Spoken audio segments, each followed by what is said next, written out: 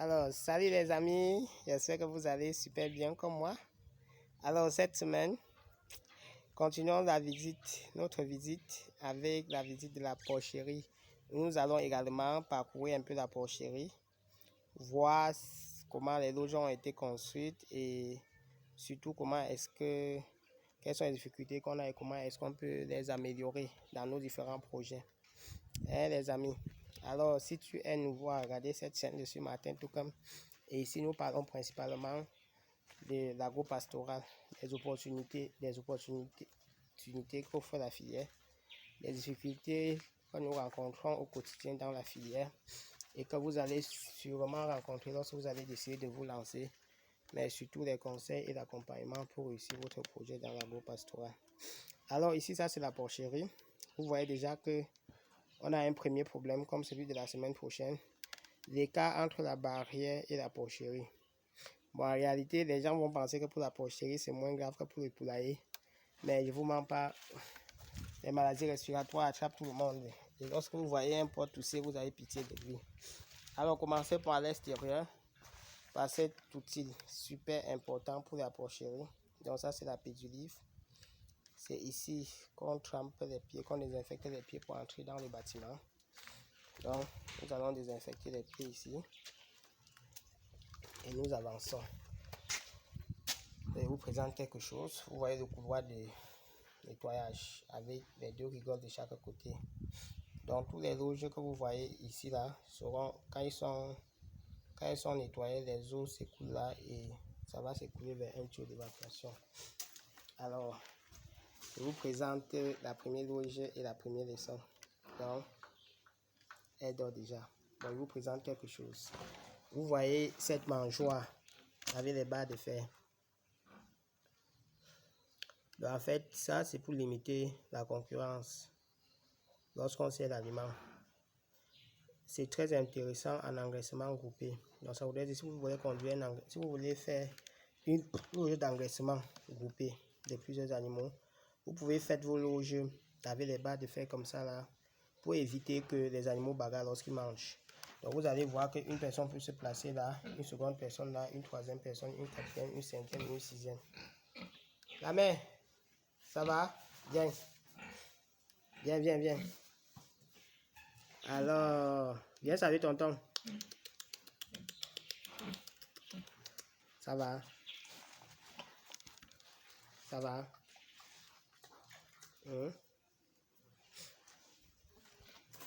Donc, vous voyez, vous allez voir le même aménagement dans cette douche. Donc là, nous avons un mâle. Et il va vous présenter quelque chose tout à l'heure. Attends, là où ça va bien s'afficher.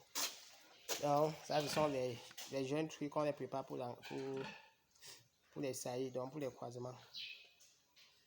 Bon, j'ai recommandé qu'on les mette en reproduction dans 2 mois. Elles seront un peu plus grandes et les résultats seront un peu plus encourageants. Voilà. La mère ici va mettre bas bientôt, elle dort.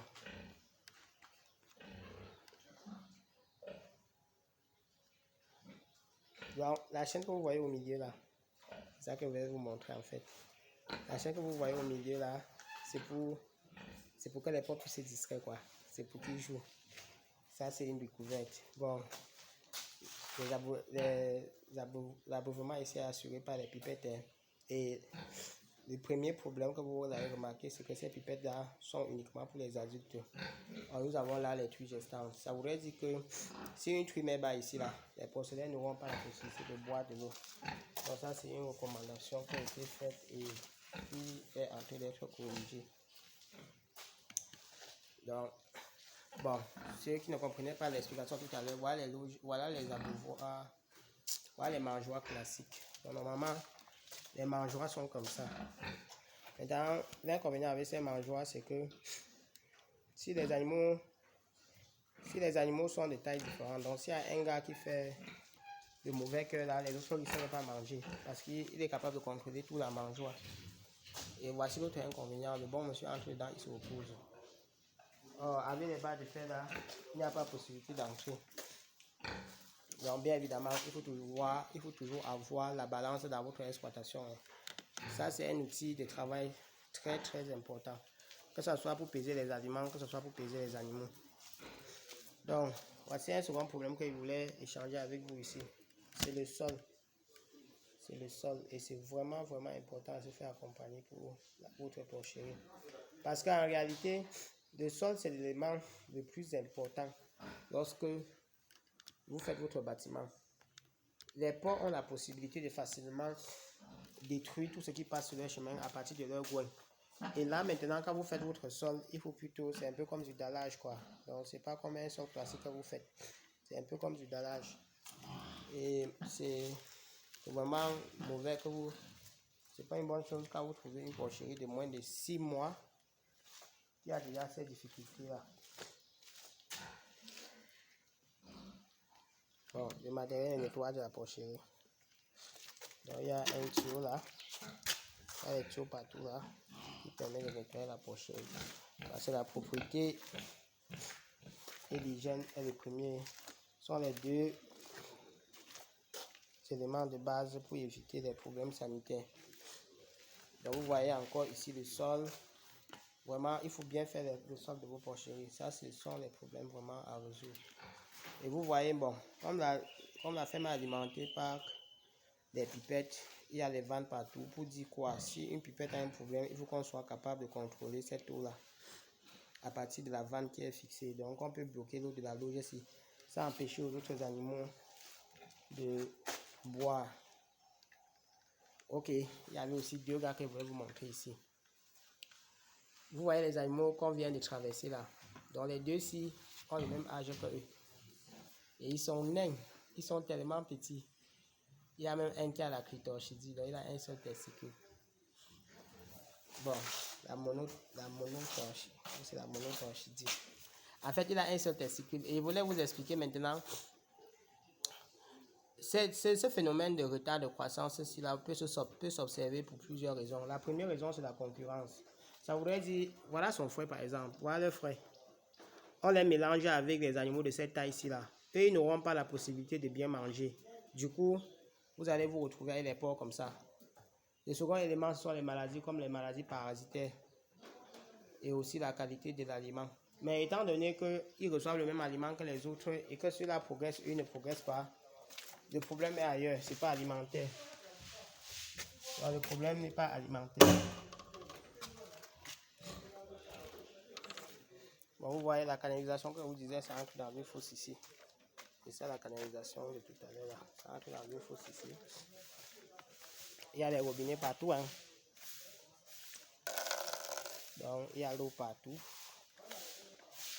Et ici, on a les chantiers qui continuent. Donc voici les nouvelles loges en construction.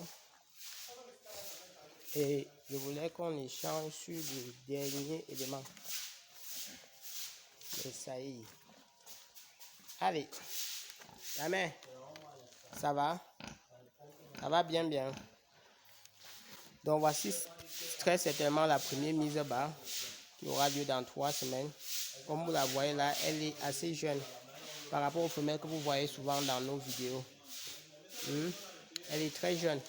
Et je voulais vous expliquer, il y a une vidéo là que nous avons fait d'une de nos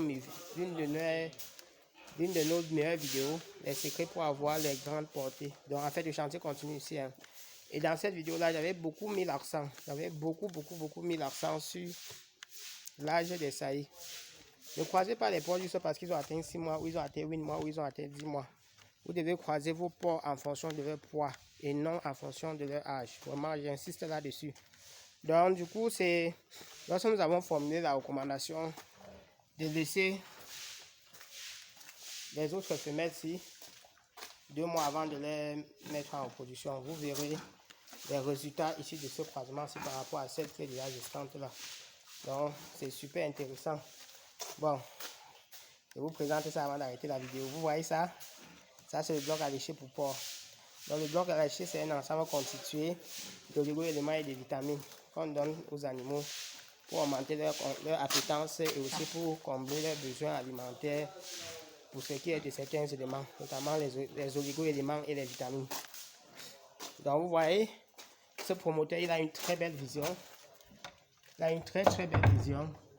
Il faut juste un bon accompagnement et les bases un peu solides pour qu'il puisse bien réussir son projet.